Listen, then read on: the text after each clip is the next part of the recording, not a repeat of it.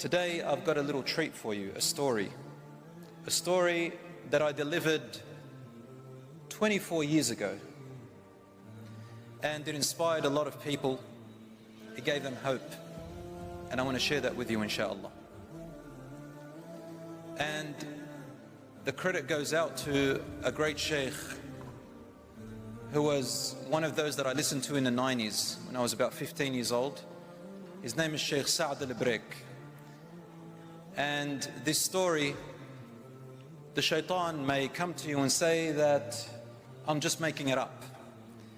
However, wallahi, this story, I have confirmed it with people that were involved in it. And the story happens really in Riyadh in Saudi Arabia, but I think it's going to connect to all of us, inshallah. So here it goes. Bismillah ar-Rahman ar-Rahim. First of all, I want to make an introduction to it. The story is all about repentance and hope.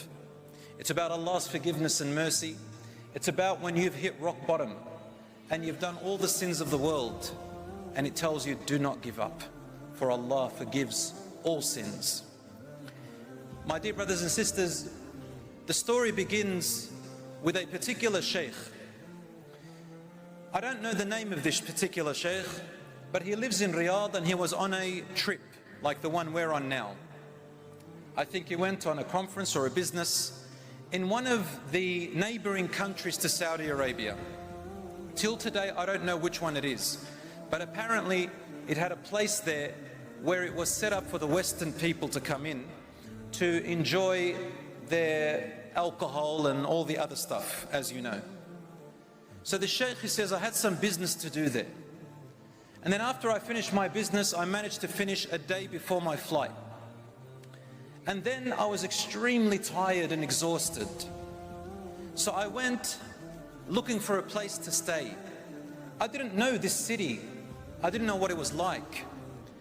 And I entered a hotel to hire a room. But in that hotel, all I saw was men and women indulging in lustful temptations, drinking wine, music and dancing. I had never seen something like this in my life. And one person who was in there happened to be a Muslim expatriate who was working there. And when he saw me, he said, "Ya Shaykh, please, this is not a place for you. I don't want to see a Shaykh who is a role model in this place." He said, "Where am I going to go? And I'm really tired." He said, "Ya Shaykh, you know, you can stay here, but it's not a place for you." So the Shaykh says, "I couldn't stay there, I left.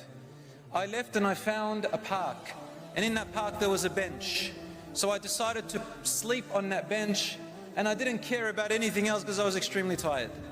And then close to about Fajr time, my flight was about to leave at Dhuhr a little bit later, and I decided that maybe I can find a cab, a taxi, or a car to take me to the airport."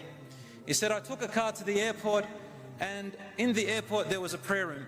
I went to the prayer room and I prayed my Fajr. And usually they don't let people sleep inside the prayer rooms, but I was so exhausted that I couldn't help myself but go to sleep." He said, "During my sleep time, nobody entered the prayer room. And then close to about 1 hour into my sleep, I wake up to the sound of a cry.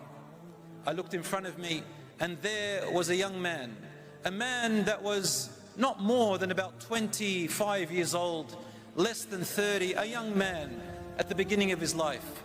He was praying and crying so badly.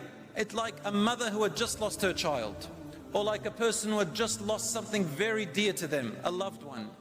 He said, I've seen many people like that cry in their salat and everything in my life, so I didn't really pay much attention. I was too tired, so I went back to sleep. He says, close to about Dhuhr time, I wake up again, and it was the same young man who was praying.